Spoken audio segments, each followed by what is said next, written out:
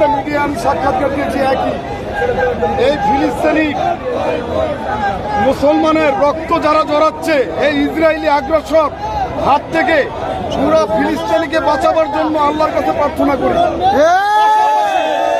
এই ফিলিস্তিনি দেশ সহায়তা যে করবে কাল কিয়ামতের ময়দানে এই হিসাব আল্লাহর কাছে দিতে পারবে। সুতরাং এই ইসরায়েলি আগ্রাসন ফিলিস্তিনিকে যেভাবে দমন পীড়ন চালাচ্ছে আর কিছু মুসলিম ক্যান্টিন তাদেরকে বাহবা দিচ্ছে, আমি তাদের বিনীত অনুরোধ জানাচ্ছি যে মুসলমান দেশে এই ফিলিস্তিনি পণ্য আছে এই মুহূর্ত থেকে এখন থেকেই তারা বয়কট করে। আমরা ফিলিস্তিনির পক্ষে, আমরা মুসলমান, আমরা ইহুদি কোনো পূর্ণ বয়কট করলাম। আমরা কোনো ইহুদি পূর্ণ এই বাংলার বুকে ব্যবহার করব না।